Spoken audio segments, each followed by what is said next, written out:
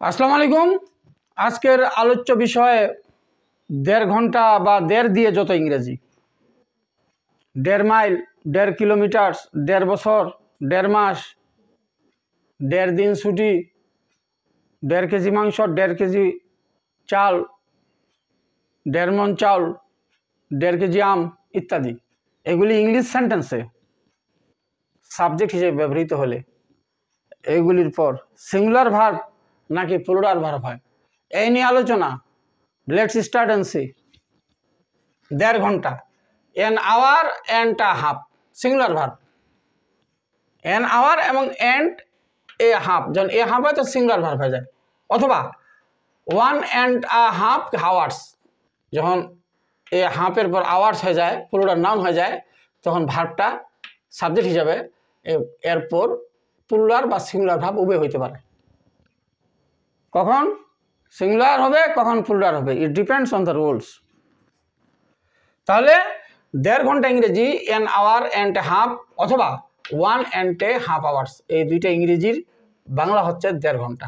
ওকে, এখন এইখানে an hour and a half is allowed for the exam, পরীক্ষার জন্য দেড় ঘন্টা সময় দেওয়া হয়, পরীক্ষার জন্য দেড় ঘন্টা অনুমোদিত। এখানে বলা আছে যে an hour and a half is singular verb always, তাহলে এখানে এন আওয়ার অ্যান্ড এ হাফের পর সিঙ্গুলার হয়েছে, ওকে ইজ হয়েছে। এইখানে one and a half hours R allowed for the exam, পরীক্ষার জন্য দেড় ঘন্টা অনুমোদিত, কিন্তু এইখানে আর হলো ভাই, কেন আর হলো? এই বাক্যে কোনো কিছুর পরিমাণ বা একক সমষ্টি বোঝাচ্ছে না, এই জন্য এখানে ওয়ান অ্যান্ড হাফ আওয়ার্সের পর ভাবটা প্লুরাল আর হয়েছে। এইখানে an hour and half is a long time, দেড় ঘন্টা দীর্ঘ সময়, ওকে। এন আওয়ার অ্যান্ড হাফের পর সিঙ্গুলার ভার্ব হয়, এখানে সিঙ্গুলার ভার্ব হয়েছে ইজ, কিন্তু এখানে one and half hours is a long time. এই সেন্টেন্সে এই one and half hour a long time, একটা দীর্ঘ সময়, একটা সিঙ্গেল ইউনিট, এখানে একটা ইউনিট বোঝাচ্ছে এবং এটার একটা পরিমাণ বোঝাচ্ছে এবং একক সমষ্টি বোঝাচ্ছে, একক সমষ্টি বোঝাচ্ছে, ওই জন্য ভাবটা এখানে সিঙ্গুলার ইজ। ওকে, এখন এখানে দেড়, দেড় অর্থে ওয়ান অ্যান্ড এ হাফ, দেড় ওয়ান অ্যান্ড এ হাফ, এরপর প্লুরাল নাউন হবে, তারপর প্লুরাল ভার্ব অথবা সিঙ্গুলার ভার্ব, যে কোনো একটা হইতে পারে। 2 নম্বর, এ অথবা N plus singular noun and a half plus singular verb, এটাতে কোনো প্রবলেম নাই যে এ অথবা এন বসে তারপর সিঙ্গুলার নাউন এন্ড বসে হাফ বসে সিঙ্গুলার ভার্ব হয়, এটা এখানে বুঝছে সিঙ্গুলার ভার্ব, এখানেও বুঝছে এখানেও বুঝছে, এটা কোনো সমস্যা না।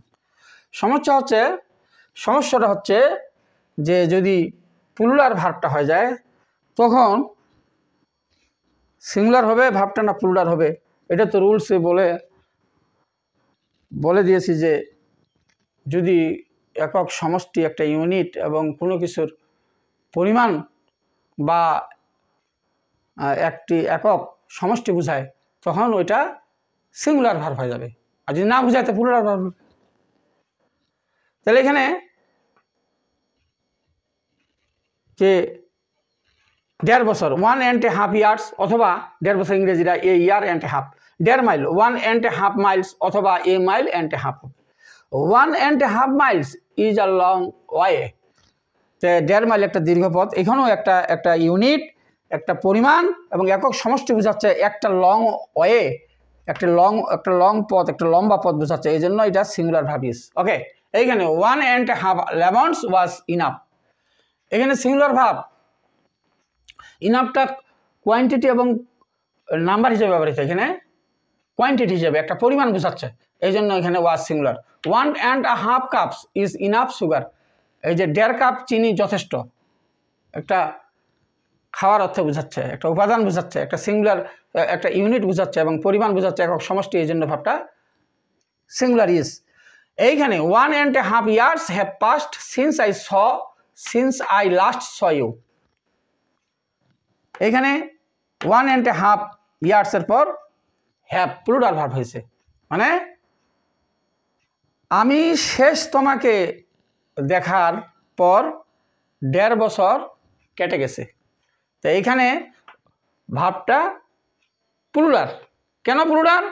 এখানে কোনো কিছু পরিমাণ বা একক সমষ্টি বোঝাচ্ছে না, এই জন্য এখানে এই যে এ হাফের পর প্লুরাল নাউন হয়, প্লুরাল হয়েছে, ভাবটা প্লুরাল হয়ে গেছে। কিন্তু এখানে যদি এইটা হইতো যে a year and a half, a year and a half, তাহলে এখানে হ্যাজ হইতো। ওকে, এখন এখানে 1.5 কিলোস অফ রাইস, মানে 1.5 কেজি চাল। তো 1.5 কেজি যদি আম হয় তাহলে এইভাবে হবে যে 1.5 কিলোস অফ ম্যাঙ্গোস। এখন 1.5 কেজি যদি মাংস হয় তাহলে 1.5 কিলোস অফ মিট, মিট মানে মাংস। তাহলে কিলোস মানে হচ্ছে কেজি বা কিলোগ্রামস। তাহলে এখানে যদি হয় যে 1.5 মণ চাল, তাহলে 1.5 মন্স অফ রাইস। মন্স ইংলিশ ওয়ার্ড, মানে ইন্ডিয়ান ইংলিশ, মন্স, মন আর কি, 1.5 মণ। তাহলে এইভাবে যদি